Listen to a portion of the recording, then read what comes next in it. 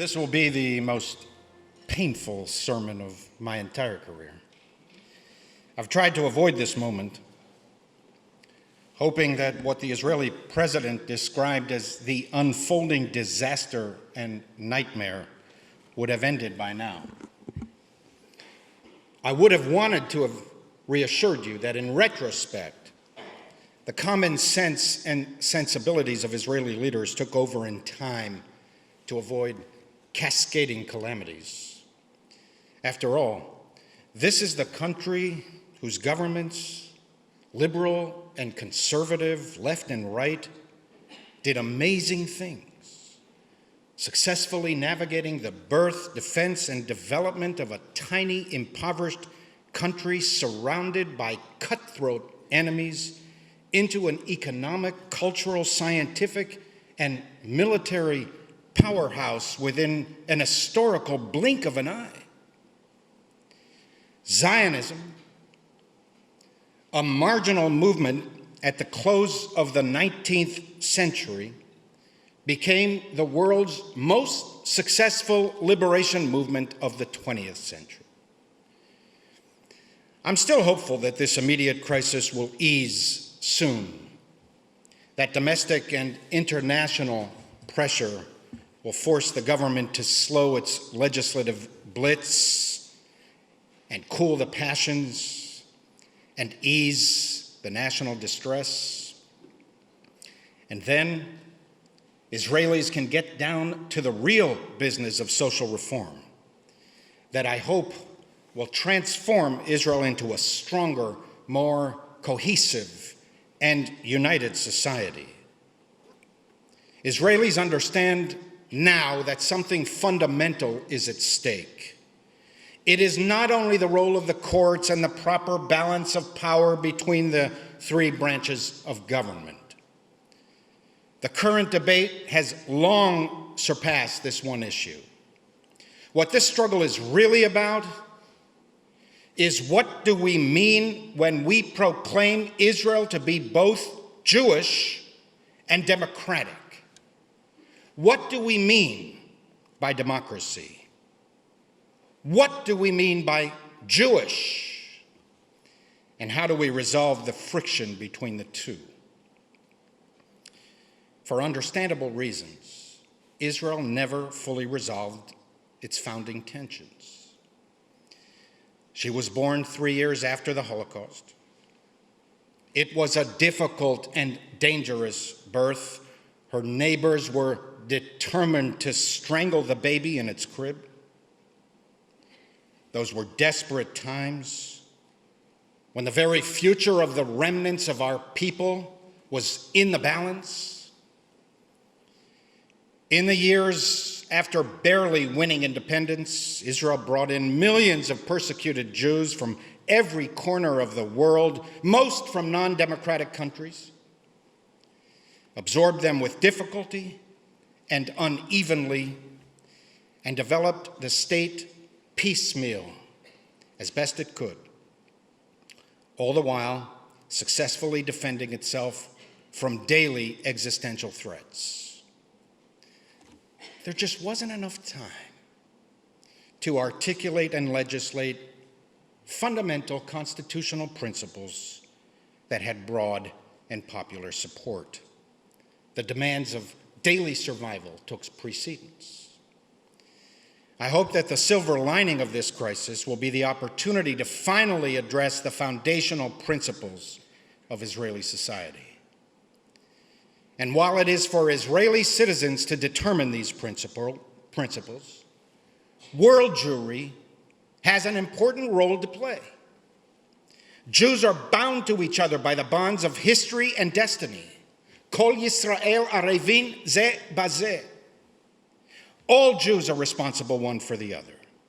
We too must be active in influencing the character of the Jewish state, mindful that it is Israelis who have the final say. We've been involved in this from the first hour of Jewish statehood, and even before. what transpires in Israel directly affects the future of American Jewry. If there is anyone who thinks that we can go on our merry way, turning our back on Israel and living in splendid American isolation, never having to think of all of the messiness of Jewish statehood, you are deluding yourselves. The nature, character, and well-being of Israel will, in large part, determine the future of American Jewry. The breadth and intensity of the escalating protests encourage and invigorate me.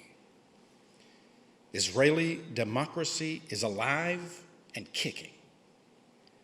Many of those marching weekly on the streets are amazing people. They are from the left. They are from the right. They are secular. They are religious. They are orthodox. They represent the full gamut of Israeli society. They are patriotic and filled with good Jewish and humane values.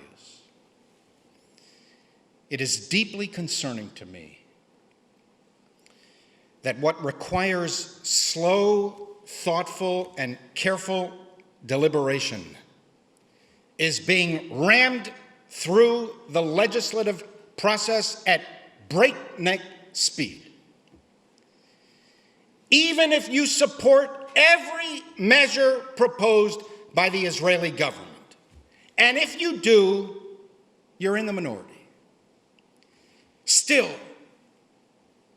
the daily intensifying damage to Israel should concern you deeply.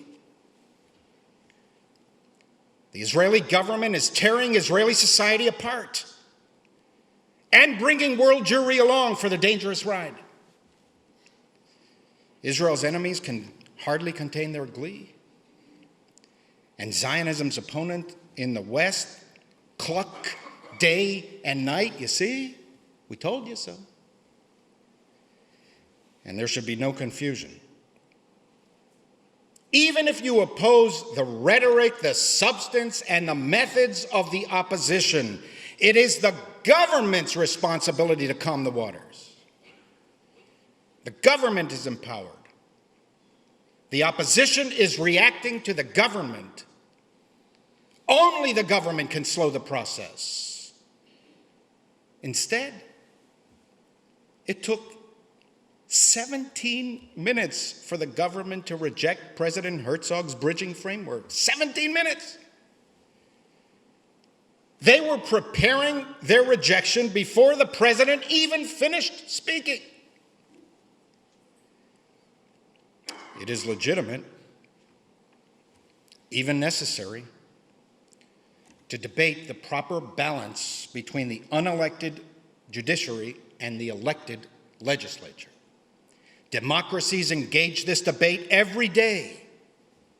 Americans, too, have intense disagreements on this precise issue. But are you prepared to put at risk so much of what we have accomplished together in the past 75 years, all of which was achieved under this current judicial system? It's not the idea of judicial reform. It is this legislative package that the majority of Israelis, world Jewry, and Western governments oppose. Is it worth the risk of ramming this legislation through without even a pretense of trying to reach a broad consensus? Is it worth the economic, political, diplomatic, and security harm compounding daily? Is it worth dividing world Jewry, degrading the U.S.-Israel bilateral relationship, undermining Israel's reputation and standing in the world, destabilizing Israel's miraculous high-tech industry and modern economy, and depressing the motivation of Israel's military and security personnel to volunteer for military service? They're among the elite of the elite soldiers. Is it worth it?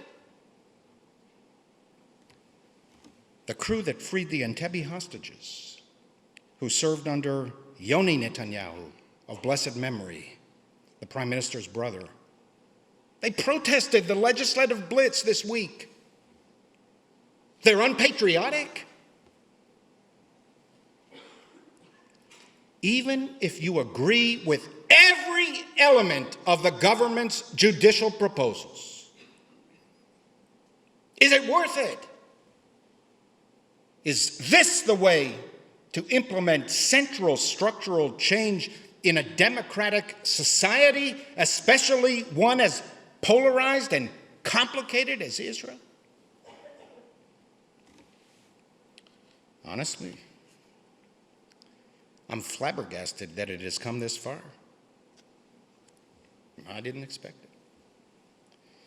Every day causes deepening and darkening damage, no matter who speaks out, and irrespective of whatever harm they warn against, the legislative machine marches on. In a sense, this proves the point of those who are so fearful, that in a parliamentary system, especially a young democracy like Israel's that lacks a written constitution and centuries of common law traditions, the government can speed headlong into the abyss, and if determined enough or unhinged enough, very little can stop it. Just consider the warnings from patriots and friends. Hundreds of thousands of Israelis marching every week in Israeli cities and towns, the proportional equivalent of 12 million Americans a week. The president of Israel, the vast majority of Israel's economic, business, academic, cultural, science, and medical communities, all of whom have spoken out against the proposals. Its banking industry, the chairman of the Bank of Israel, its former attorney general, Israel's main labor union, CEOs and top researchers of Israel's public health system, 6 Israeli Nobel Prize winners, a substantial part of its military, including former heads of the IDF, U.S. congressional representatives, Democrats and Republicans, Jewish and non-Jewish, longtime friends of Israel, constitutional scholars in the West, the former chair of the Federal Reserve, and practically the entire American Jewish establishment, including the federated system and most of the largest donors to Israel for decades, and most American rabbis, including most mainstream Orthodox rabbis. Trust me, I have spoken with many of them. Nothing has moved this government off of its single-minded focus to pass what they call judicial reform and what the opposition considers judicial castration. To be clear, this government was lawfully, legitimately, and democratically elected. It has a mandate to govern. Still, even democratically elected governments are obligated to uphold democratic principles, not only the will of the majority, but the preservation and protection of minority rights as determined by adequately empowered and independent courts. Even if you are entirely supportive of the government's initiatives, can you at least understand the concerns of those who are worried? And do you not have an obligation to take that into account in governing? And I take this opportunity to state in no uncertain terms elements of this government appall me. I will not sanitize supremacists, extremists, and religious fundamentalists. They distort Judaism and are an embarrassment to the Jewish people. I don't even want to repeat what these parties believe and what their spokespeople have said. First, because I don't have the time. And second, I am embarrassed that Jewish leaders representing the state of Israel can even speak this way, let alone believe these things. Go online and read it for yourselves to your heart's distress. These are not our values.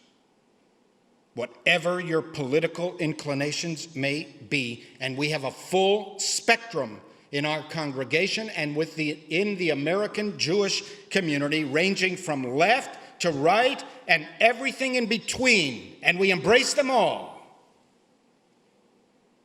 These are not our values. Rabbi Stephen Wise was born 149 years ago today.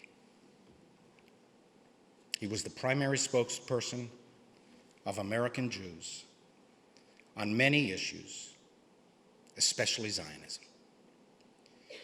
He opposed with every fiber of his prodigious energies the anti-Zionists in our midst. He was one of the key leaders who helped bring about the birth of the State of Israel. And you and we, the congregation and the professionals and the clergy, we've worked hard to honor and perpetuate that legacy. We will never retreat from our Zionist commitments or our willingness to defend Israel from her many enemies. Our critics have cast doubt recently on the commitment of Israel of Reform synagogues.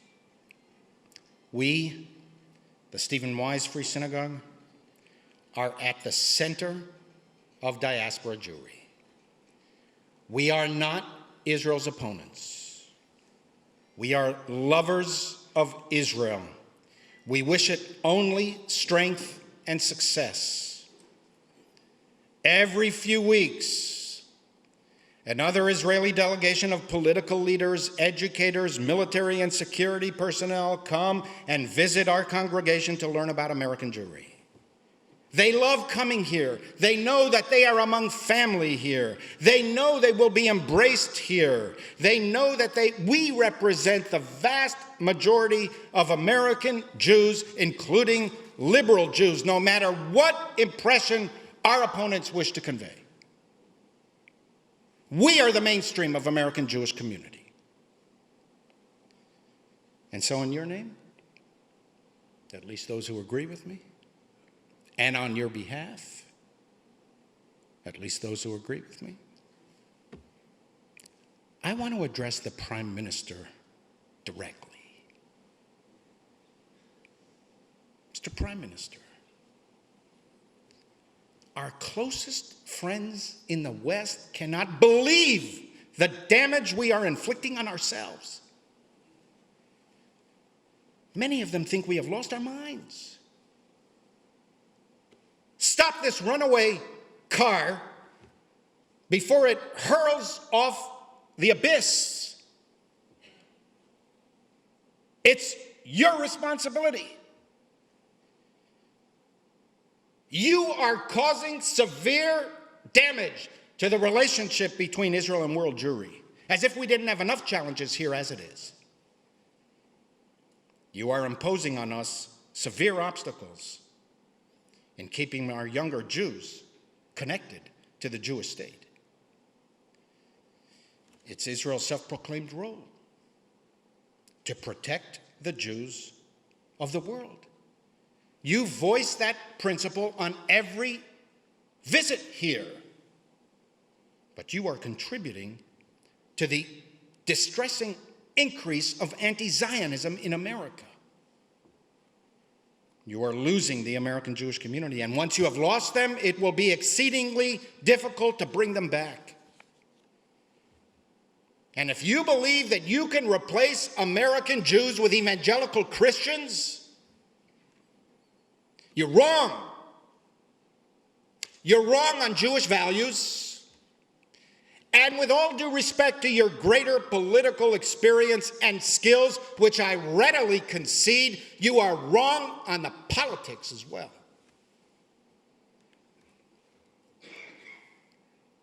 You were elected fair and square.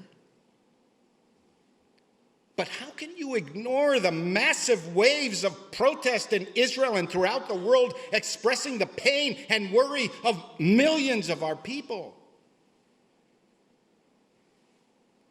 Social cohesion and Jewish unity are among your highest obligations. You have a moral and political responsibility to reduce tension and increase dialogue. Your government has caused devastating ruptures in almost every sphere of Jewish communal life in Israel and in the diaspora. Are you sure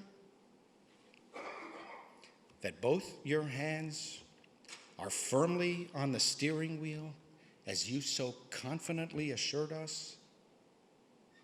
Or are you being driven off the cliff? Stop the runaway out-of-control car before you drive it over the precipice. Take the off-ramp that the president has offered and the majority of people want. Start negotiating on the basis of the president's framework. Take back those 17 minutes. Stand up to the backseat drivers in your car who have restrained you and tied you down. Grab back the steering wheel and put your two hands firmly on it. It's your responsibility. And a final word to American Jews. Israel is the Jewish people's supreme creation of our age.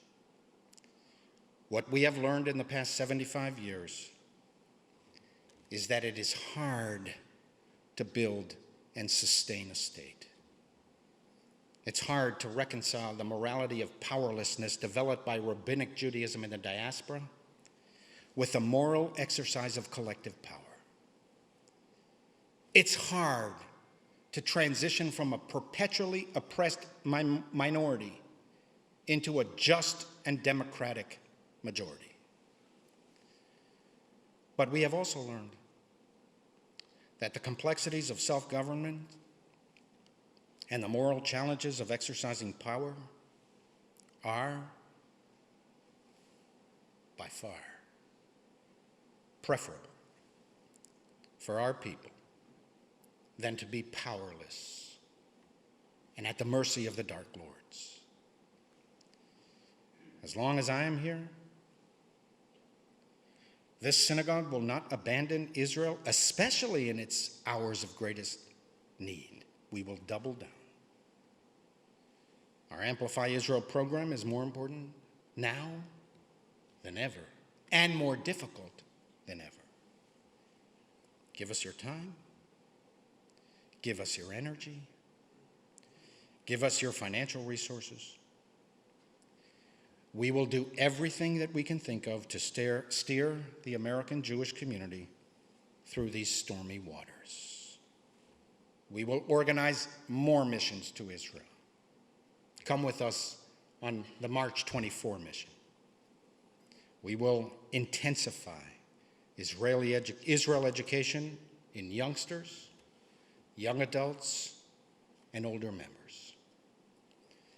We will continue to remind our movement that there can be no contemporary Jewish life absent an unbreakable bond with the Jewish people and the Jewish state. We will support in every way possible those in Israel who are working for a more tolerant, more peaceful, and more unified society. we will get over this crisis. Israel's a strong country with amazing people. There will be many future crises, and we will surmount those as well.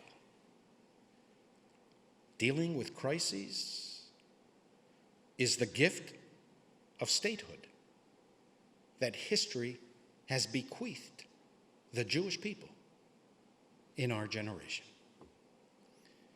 We are blessed to live in times of Jewish self-determination. It took us 2,000 years to get back.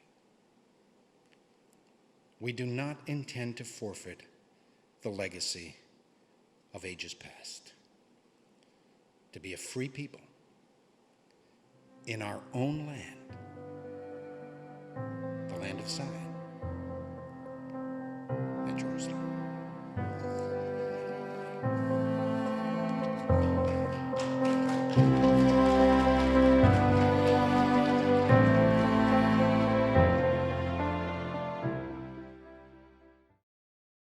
We would be pleased to send a complimentary DVD of this program to anyone who wishes to support JBS with a tax-deductible gift of $36, double chai or more. Simply visit the JBS website at jbstv.org and click on the Donate button to make a donation by PayPal or your credit card. And please indicate the program for which you would like a DVD. Or you can send your tax-deductible check to JBS, Post Office Box 360, Stamford, Connecticut 06904. Or you can call the JBS Pledge Line at 833-MY-JBS-TV. That's 833-695-2788. And again, please remember to indicate which program you would like to receive with our compliments. We thank you for your kind support.